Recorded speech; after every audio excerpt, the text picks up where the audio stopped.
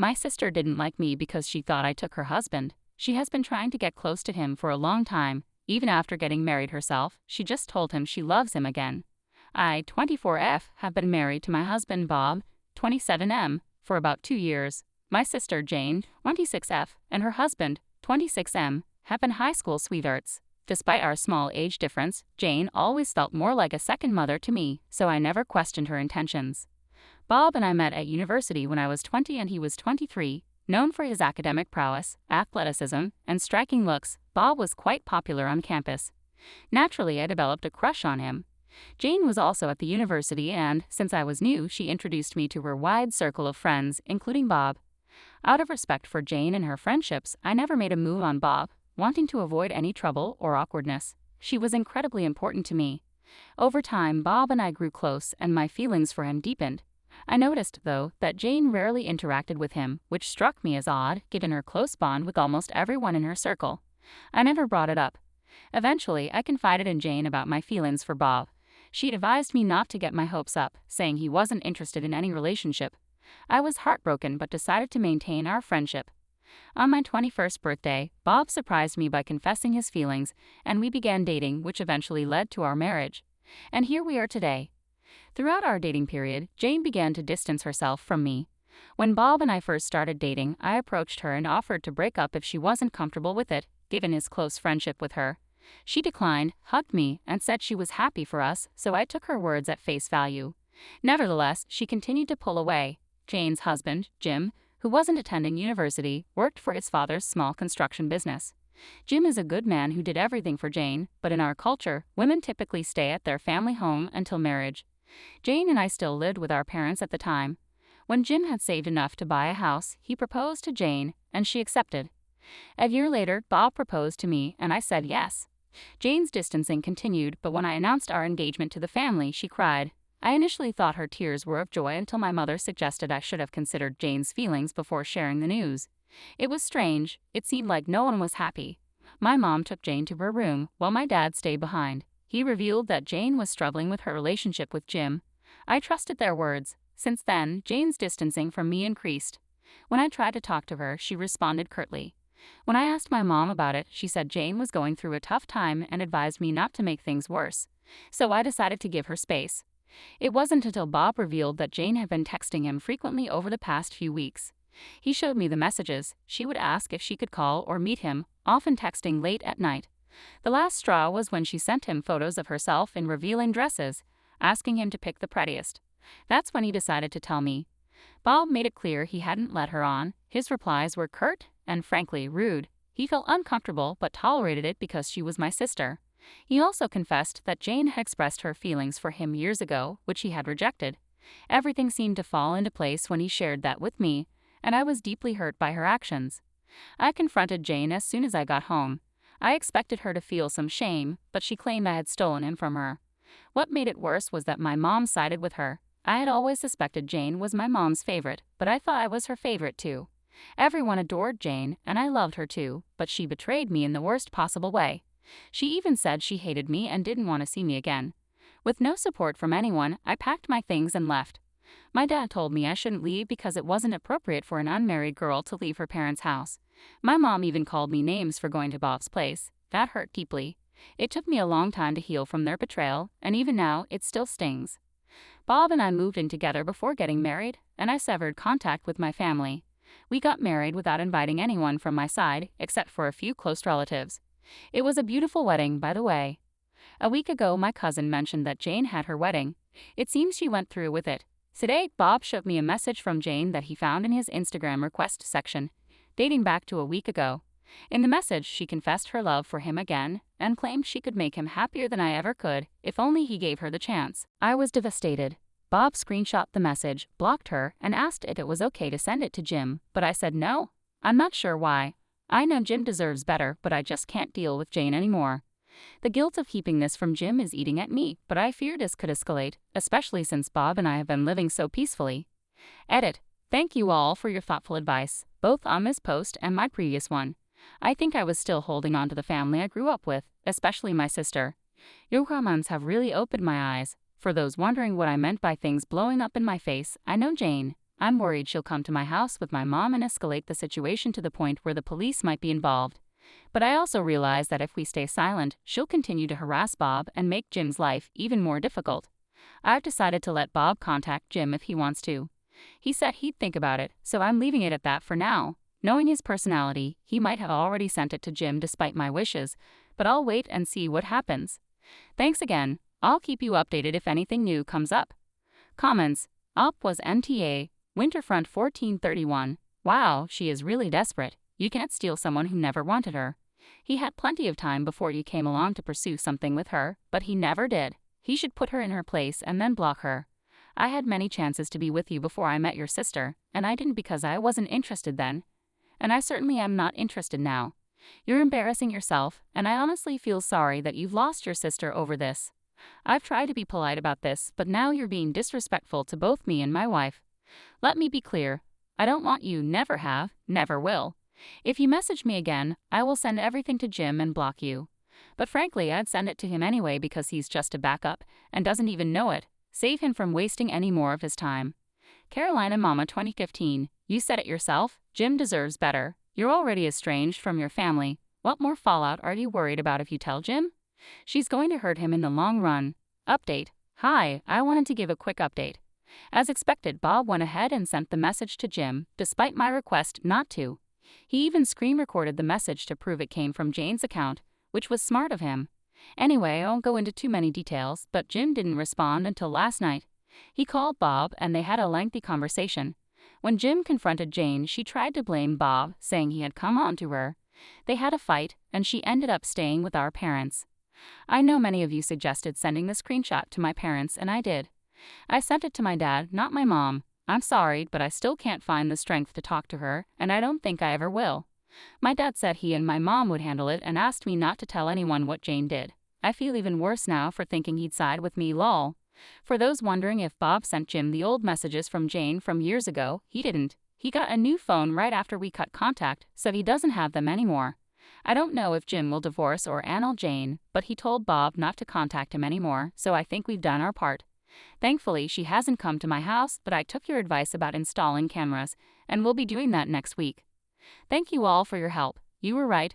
Bob is my new family, so I'm not going to dwell on Jane or my parents anymore. We're having dinner at his parents' place tonight, so I'm rushing to write this. Thank you again, and I hope you all have a good day. Comments. Eric Coiner. Thanks for the update. Op, I'm so sorry you've got such a toxic family, but it's great that you have a strong, supportive husband. I'm glad you're going no contact with them and taking steps to secure your home with cameras. I hope you don't end up meeting them and that your sister and / or mom don't come over, because you know they'll blame you for everything, even though you've done absolutely nothing wrong. Good sister, of course, your mom sides with Jane. I noticed something in your first post that stood out when I reread it before your update. I might be a bit off, but when you told your family about your engagement, your sister freaked out, and your mom said something about you should have talked to your sister first. I'm assuming it was about getting married, but I'm confused because at the beginning, you did ask your sister about dating Bob, and she said it was fine.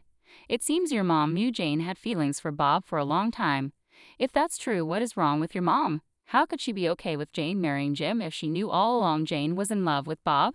Your mom is a disaster, and she has the nerve to call you disgusting names. You're so much better off without your family. I put them in quotes because they aren't your family anymore. You have Bob, and he's your family now. Please don't let your guard down with your sister, parents, or even Jim. I have a feeling this isn't over. It's best to stay vigilant. Plus, you never know who they might send as flying monkeys. You and Bob stay safe, keep your things secure, and don't hesitate to press charges if they do anything to either of you. And lastly, try not to let them occupy any more of your thoughts than necessary. While counseling isn't a magic fix, it can help sort out your feelings and will be beneficial for both individual and couples therapy. All the best, Op. Take care of yourself. Op, my mom told me I should have considered Jane's feelings and not flaunted our engagement while she was having a tough time with Jim. They knew I had spoken to Jane when I started dating Bob because I told them. When I confronted Jane about the messages, they said I should have understood Jane was just trying to be the protective big sister and that I should have put her feelings aside to see me happy. I'm not sure what she told them, but I have a good idea, especially since they kept saying negative things about Bob. I've blocked my dad again, so I won't be interacting with them anymore and I don't plan to make another update. I think I just want to move on now. I've been in therapy for about a year and I'm doing well. Thank you though. Top comments. Poop she boots. You deserve better. I'm glad you have Bob though. He sounds like a wonderful partner. Razzle or set fires. Don't let them silence you and continue to enable their daughter. Make sure everyone knows exactly who and what these people are. You're helping to prevent others from being victimized. Now on to the next story. Story 2. I discovered I had contracted an STD from my girlfriend and found out she was cheating with a married man. So I teamed up with his wife to get the ultimate revenge. Here's how it all unfolded. We met on a dating app, and things quickly went from casual to serious. We wanted to be with each other all the time. There was something about her that stood out, something I hadn't experienced with any other woman. Before we slept together for the first time, we had a conversation about STDs and testing. I'm very particular about my health, and although I always used protection with women I didn't know well, I had tested every 6 months. My girlfriend assured me she visited an OBGYN every 6 months and was tested regularly. At the start of our relationship, both of us were negative for everything. After we became official, I continued to get tested. I knew there were rare instances where you could contract things from shared towels or water bottles, but I figured that was just my paranoia. My health insurance covered the tests, so I didn't mind. I never suspected anything was wrong until I got the results of my latest STD test. I had gone in for my regular checkup, expecting the usual good news. Instead, my doctor called with unexpected results. I had trichomoniasis. I was stunned because the only person I'd been with was my girlfriend, and I hadn't experienced any symptoms. My doctor explained that it often goes undetected and prescribed a course of antibiotics to clear it up. As soon as I found out I had trichomoniasis, I needed to talk to my girlfriend. I had no idea how I could have contracted it. That night, I sat her down in the living room and explained everything. I didn't directly accuse her of cheating, but I asked about the last time she was tested and whether she could review her results to see if there had been a misreading or if she had tested positive. She was offended, thinking I was accusing her of lying about her results, but that wasn't my intention. Before things got heated, I told her that it could have been contracted from something as trivial as shaking someone's hand after they hadn't washed in the bathroom. I reassured her that I wasn't accusing her of anything. I just needed to understand where it came from. Regardless, I insisted she get tested as well. She scheduled an appointment for the next day and went for the test. It took about 5 days for the results to come back, and she told me they were negative. While we waited, her behavior was strange. She could hardly look me in the eye, and it seemed like she was avoiding me. I didn't suspect her of cheating, but I wondered if her guilty conscience was making her distant. She spent a lot more time on her phone than usual, which struck me as odd.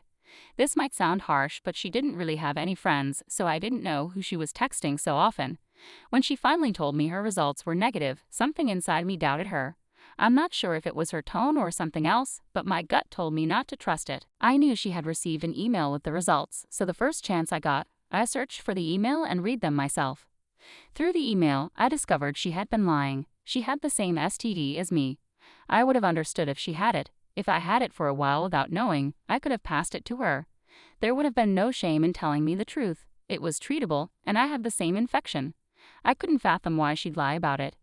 The only reason I could think of was that she was trying to cover up the fact that she gave it to me. I felt guilty about snooping through her phone, something I had never done before, but it didn't take long to uncover the truth.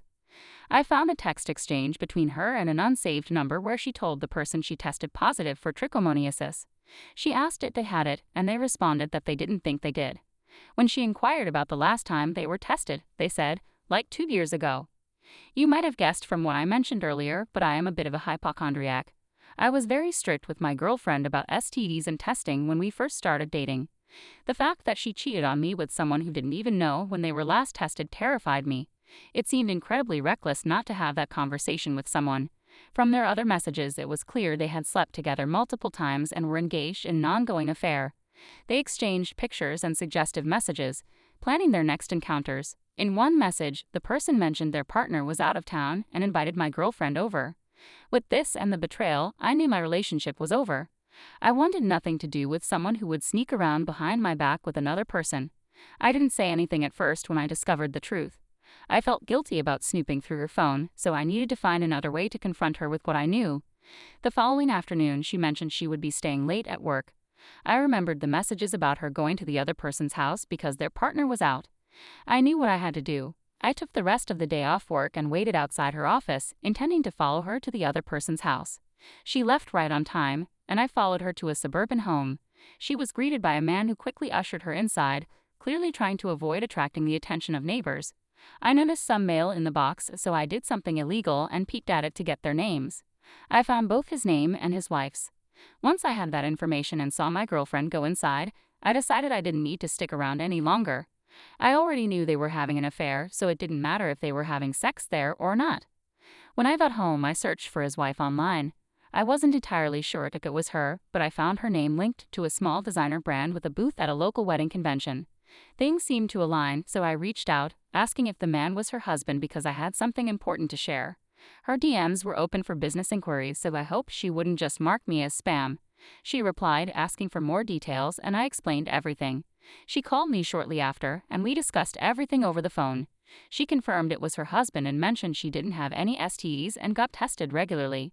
She said she planned to confront him when she returned from the convention. I sent her all the evidence I had, and she thanked me for it. I decided to focus on how to get back at my girlfriend. She had been reckless, cheated on me, and gave me an STD. It was curable, but that didn't matter. The more I thought about revenge, the clearer it became that I never wanted to see her again. She had very few people in her life, and I knew losing me would be a significant blow. She relied on me for everything, and I was going to take that away from her. I figured I had a few hours before she got home to gather my things and disappear. I packed up my clothes and some essentials like my TV and computer. Before leaving, I printed out pictures of the messages I found and the test results I had sent myself. I left them in a neatly folded envelope on the kitchen table and walked out for good. I didn't leave a note explaining my feelings or what I was doing. I wanted her to figure it all out on her own. I blocked her number and called a friend to see if I could crash at their place. I explained what happened and asked them to keep my stay a secret, and they agreed. Several hours later, my friend received a call from my girlfriend asking if I was there. He lied, and she moved on to the next person. I almost felt bad, knowing how worried she must have been, but I didn't want to care. She wasn't my problem anymore. A few days passed, and I reached out to the wife of the man my girlfriend cheated with just to check in. We had a brief call, and she explained everything that had happened. They were separating, which was a relief. The best part was that she had a very successful business, and he had recently been laid off. He had been pressuring her to invest in a business venture of his, which she had been considering. After everything unfolded, she decided it was not in her best interest to support him, so she left him without any income. I shared what had happened with my girlfriend, and she found it hilarious. When she looked through her husband's phone, she discovered that my girlfriend had contacted him several times after I left. She was deeply troubled and needed someone to talk to, but he wanted nothing to do with her except for sex. So my girlfriend was completely alone, dealing with everything by herself. I'm glad I found out about my girlfriend's true character when I did. I had truly cared about her, and before discovering everything, could have seen a future with her.